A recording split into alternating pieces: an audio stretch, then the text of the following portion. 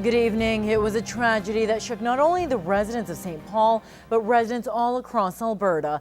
A young student was killed when a man slammed his minivan into Reset Junior High School last year. Now, 2 other students were injured. Well, today the verdict was handed down. 47-year-old Richard Benson, who was found to be having a seizure at the time, was handed a 2-year sentence.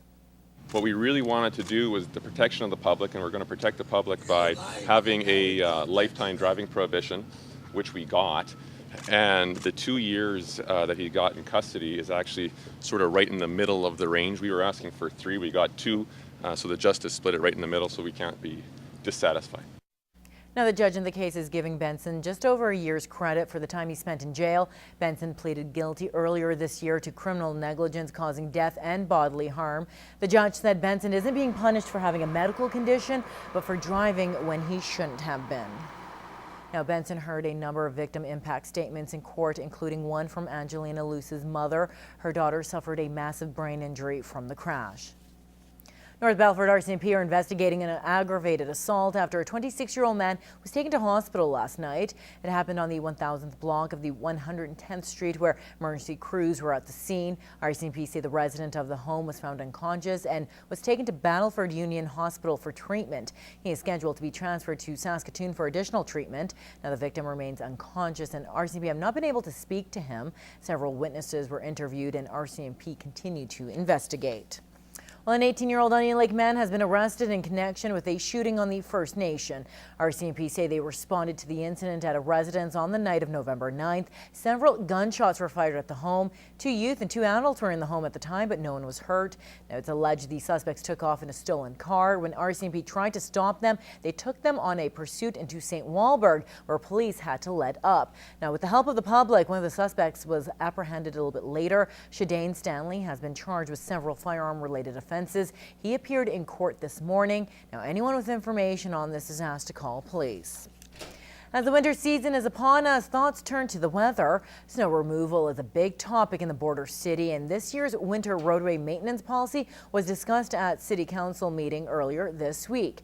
Kirk Morrison, General Manager of Municipal Works, says priority networks are set up throughout the city.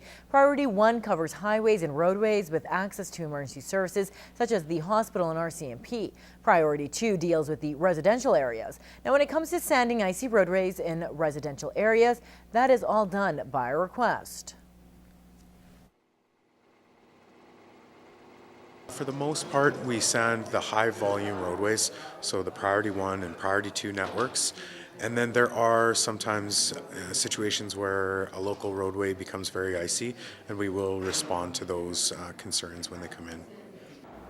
He also says they're going to try and coordinate garbage pickup days with snow removal activities. The big concern is if people leave their bin out for 2 or 3 days afterwards, then we'll have to either go around that bin with our snow removal equipment, which won't make for a very good job, or someone would have to physically remove those bins, which would be very time consuming and expensive. The only change made to this year's policy is snow removal will happen on residential streets as soon as possible instead of a 3-day wait after a major snowfall. Well, it's a record-breaking year for the Lloydminster Health Foundation's annual gala. The organization announced they raised $325,000 at this year's event. Now, all proceeds from this year's gala go towards a new community clinic in downtown Lloydminster. Health Foundation CEO Wendy Plandowski says the group has committed $500,000 to the project, and the recent donation will go a long way. It's a primary healthcare clinic that's going to be a very collaborative, new patient-centered model. We're very excited about it, and $325,000 is getting us really close to our goal. Plandowski says the foundation will continue to raise money for the project and will announce new fundraising efforts real soon. At our gala, one of the quotes that was said was that by supporting healthcare in your community, you make a difference from having good healthcare to great healthcare. And I think everybody who's in our region wants to have great healthcare.